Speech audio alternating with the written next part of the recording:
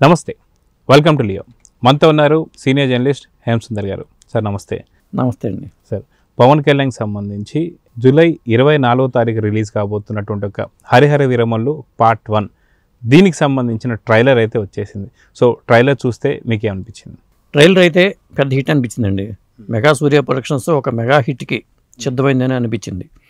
ఎందుకంటే ఫస్ట్ నాకు నచ్చింది ఏంటంటే డైలాగ్స్ బాగా నచ్చినాయి. ఆ డైలాగ్స్ చూసిన తర్వాత నాకు ఏమనిపించిందంటే త్రివిక్రమ శ్రీనివాస్ గారి హస్తం ఏమైనా ఉందేమో ఇందులో అనిపించింది.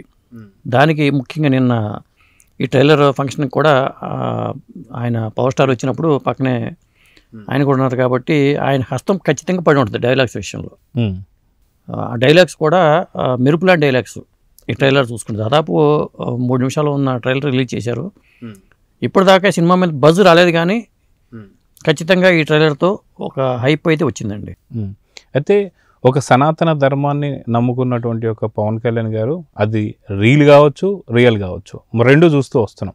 సో సనాతన ధర్మం తీసుకొని పూర్తి దేశవ్యాప్తంగా తన పర్యటనలు కావచ్చు, తను ఎక్కడ మాట్లాడినా సరే సనాతన ధర్మం గురించి మాట్లాడుతాం. ఇప్పుడు ఈ సినిమాలో కూడా సనాతన ధర్మం గురించి మాట్లాడుతున్న సందర్భాలు కూడా మనం చూసాం. దీన్ని ఎలా చూడాలంటారు?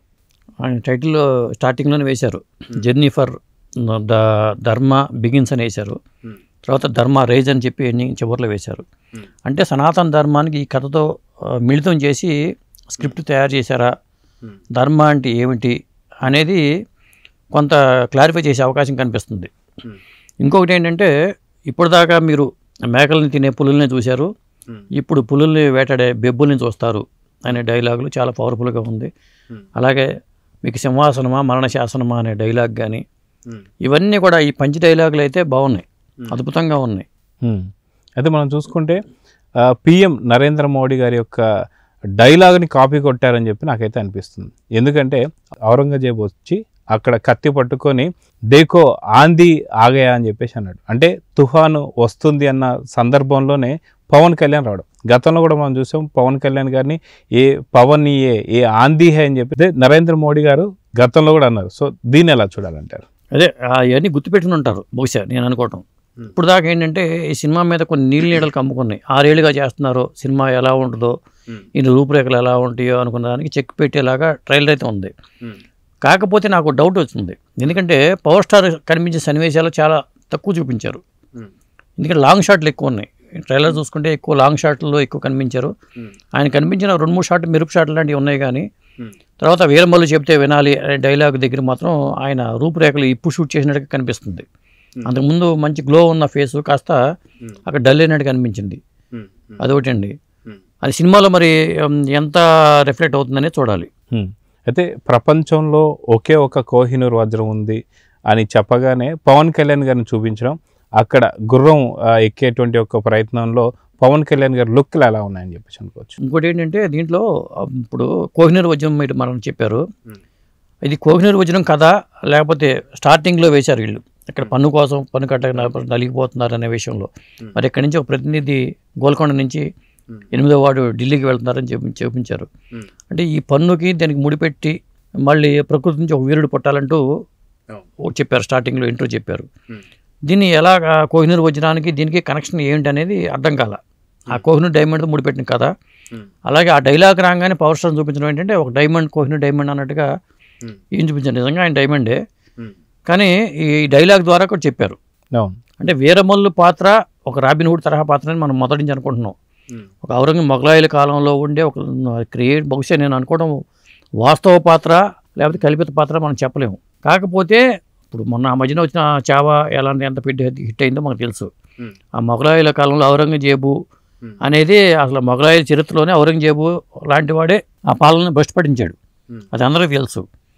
ఇక్కడ కూడా ఆ పాత్రలో ఒదిగిపోయాడని చెప్పాలి. బాబుడియోలు కూడా నువ్వా నేననే రీతిలో బాబుడియోలకిను పవర్ స్టార్కి మధ్యలో ఆ పోరు ఉండే అవకాశం ఖచ్చితంగా కనిపిస్తుంది. పోరాట సన్నివేశాలు కూడా అద్భుతంగా ఉన్నాయి.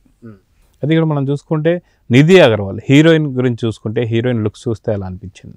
నాకు హీరోయిన్ లుక్ చూస్తే ఏంటంటే అతను ప్రియురాలు అనిపించింది. ఒకటి మెడలో హారం పెట్టడం చూసుకుంటే ఈయన కొట్టుకొచ్చిన హారం అక్కడ పెట్టాడేమో అనిపిస్తుంది, అదొకటి. తర్వాత ప్రధానంగా నాకు ఏంటంటే గ్రాండియర్, మనకి ఈ సినిమా చూస్తున్న చెప్పు మొదటిసారిగా పాన్ ఇండియా హీరోగా ఈయన ఎస్టాబ్లిష్ కాబోతున్నారు. ఆ సెట్స్ కూడా అద్భుతంగా ఉన్నాయి.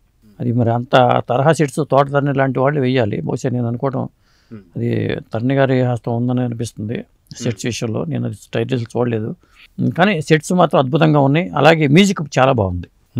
అదే మీరు అన్నట్టు కీరవాణి గారు ఇచ్చినటువంటి ఒక ఈ మ్యూజిక్ మాత్రం ఎలా అనిపించింది? వాస్తవానికి అయితే మ్యూజిక్ కూడా చాలా గ్రాండియర్గా మనం ఒక బాహుబలి రేంజ్ లుక్ కానీ బాహుబలి రేంజ్ మ్యూజిక్ కానీ మనకు కనిపిస్తుంది. మీరేం చెప్తారు? ఈ తరహా కథలకి అలాంటి బీజిఎంఏ ఉండాలండి. అది 100% న్యాయం చేశారు. కీరవాణి గారు న్యాయం చేశారు. ముఖ్యంగా ఏంటంటే డైరెక్టర్లు ఇద్దరు మారినా కానీ అది ఎక్కడ మనకు ట్రైలర్ కనిపించలే. దాదాపు ట్రైలర్ చూస్తే సినిమా ఎలా ఉంటుందో మనకు అర్థమైపోద్ది. ట్రైలర్లు అందుకే పెట్టారు. ఇప్పుడు మరి ఈ ట్రైలర్తో పాటు ఇంకేమన్నా రిలీజ్కి ముందు ఏమన్నా ఇంకొక ట్రైలర్ లాంటి సెకండ్ ట్రైలర్ ఏమన్నా రిలీజ్ చేస్తారో తెలియదు, కానీ ఈ ట్రైలర్ అయితే 100% సక్సెస్ అయింది. దీనికి ఒక బజ్ క్రియేట్ అయింది సినిమా మీద. ఇప్పటిదాకా సినిమా మీద ఉన్న నీళ్ళన్నీ పటాపించలేకపోయినాయి. ఒక మెగా హిట్ రాబోతుంది అన్నట్టుగా మనకు అర్థమవుతుంది. అయితే ఏదైతే యాక్షన్ సన్నివేశాలు కూడా మనం చాలా క్లారిటీగా చూస్తున్నాం. ఎక్కడ కూడా విఎఫ్ఎక్స్ కావచ్చు, లేదంటే మనకి ఎడిటింగ్లో కావచ్చు, ఎఫెక్ట్స్ కావచ్చు, వాస్తవానికి ఒక్కడే ఇన్ని ఆయుధాలను ఎదుర్కొంటారా అనేటువంటి ఒక సందేహాలు లేకుండా తనకు వచ్చిన విద్య ద్వారా తను తిప్పుతున్నటువంటి ఒక బల్లని కావచ్చు, ఆ పక్కన వెళ్తున్నటువంటి ఒక ఆయుధాలు కావచ్చు చూస్తూ వస్తున్నాం. సో యాక్షన్ సన్నివేశాలు ఎలా ఉన్నాయి? తుఫాను ముందు ప్రశాంతత లాగా ఉందండి. ఇప్పటిదాకా అసలు ఈ సినిమా గురించి ఒక ప్రశాంతమైన వాతావరణం ఉంది ఎప్పటి నుంచో. ఆయన సినిమాల పరంగా కూడా, పవర్ స్టార్ సినిమాల పరంగా కూడా ప్రశాంతత వాతావరణం నెలకొంది. తుఫాను ముందు ప్రశాంతత అనేది ఆయన నిరూపించబోతున్నారేమో అనిపిస్తుంది నాకు. అది ముఖ్యంగా థియేటర్లకి. ఇప్పటిదాకా థియేటర్లు జనం రావట్లేదు అన్నారు కాబట్టి జనం వస్తారా రారు చూద్దాం అని తేల్చుకుంటున్నట్టుగా ఈ సినిమాని రిలీజ్ చేయబోతున్నారేమో అనిపిస్తుంది. ఎందుకంటే ఈ నెలాఖరులో ఇప్పుడు జూలై ఫస్ట్ వీక్లోనేమో తమ్ముడు వస్తున్నాడు, ఆయన టైటిలే. లాస్ట్ వీక్లోనేమో అన్నయ్య వస్తున్నాడు. మరి ఆయనకి అన్నయ్య ఎప్పుడు వస్తారో తెలియదు, కానీ మొత్తానికి ఈ అన్నయ్య అయితే థియేటర్లని జనాన్ని రప్పించడానికి సిద్ధమైనట్టుగా మనకి అర్థం చేసుకోవచ్చు మనం. సో చాలా అసలుకి ఎటువంటి ప్రమోషన్స్ లేకుండా ప్రమోషన్స్లోంచి ఈ ట్రైలర్ రావడాన్ని దాన్ని ఎలా చూస్తా అంటారు? ట్రైలర్ పరంగా వాళ్ళు అనుకున్న ఎఫర్ట్ అయితే సక్సెస్ అయిందండి. ఎందుకంటే నిన్న పవర్ స్టార్ చూసినప్పుడు కానీ వాళ్ళందరూ చూశారు కాబట్టి వాళ్ళ మొహాల్లోనే ఆనందం కనిపిస్తుంది. ఆయన ఖుషి అయిపోయారు. అంతకుముందు వీళ్ళ కాంబినేషన్లో ఖుషి వచ్చింది, అది పెద్ద హిట్. మళ్ళీ పవర్ స్టార్తో అదే ఫుల్ ఖుషి వచ్చింది. ఇది ఫుల్ ఖుషి అయిందని చెప్పాలి. ఆయన ఫుల్ ఖుషి అయిపోయారు. రత్నం గారు కూడా ఎప్పటి నుంచో పాపం ఆయన ఈ సినిమా గురించి ఆందోళన ఎక్కువ ఉంది. ఆ ఆందోళన నుంచి ఆయన బయటపడిపోవచ్చు అని అనిపిస్తుంది, నమ్మకం కలుగుతుంది. సో ఇది పవర్ స్టార్ పవన్ కళ్యాణ్ ఫ్యాన్స్కి కావచ్చు, అదేవిధంగా ఆంధ్రాకి సంబంధించినటువంటి ప్రజలకి ఇది పెద్ద ఫీస్ట్ అని చెప్పనుకోవచ్చు అంటారు. ఫీస్ట్ ఏంటి, ప్రతి థియేటర్లో కూడా అసలు అందుకే థియేటర్ దగ్గర గొడవలు జరగకుండా చూడమని చెప్పారు. థియేటర్లో ప్రదర్శించి చాలా థియేటర్లు వేశారు. సంజయ్ థియేటర్లో బోర్డు పెట్టారు, హరిహర వీరమల్లు ట్రైలర్ క్యాన్సిల్ అని పెట్టారు. ఎందుకు వచ్చిన గొడవ అని సంజయ్ థియేటర్ పరిస్థితి చాలా హడావుడి నెలకొంది. థియేటర్ల దగ్గర అయితే హడావుడి నెలకొంది. వాళ్ళు ఈవెంట్ చేశారు, పైగా థియేటర్లలో వేయడంతో ఇది ఒక ఫెస్టివల్ లాగా మారిపోయింది. ఒక ట్రైలర్కి ఎంత ఫెస్టివల్ అయితే సినిమా వస్తే ఇంకెంత ఫెస్టివల్లో చూడాలి. సో ఇప్పటిదాకా వచ్చినటువంటి అప్డేట్స్ కావచ్చు, పాటలు కావచ్చు, అదేవిధంగా కొల్లగొట్టిన ఆర్ద్ర కావచ్చు, మొత్తానికి ఈ యొక్క ట్రైలర్ వచ్చి పూర్తిగా ఏదైతే హరిహర వీరమల మీద ఉన్నటువంటి ఒక అనుమానాలన్నింటినీ కూడా కొల్లగొట్టేసింది అనుకోవచ్చు అంటారా? 100%. సో చూద్దాం సార్, ఖచ్చితంగా 24th రిలీజ్ కాబోతున్న ఈ సినిమా ఇంకా ఏదైనా లేటెస్ట్ అప్డేట్స్ ఏమైనా వస్తున్నాయో లేదో చూద్దాం. మరి నమస్తే.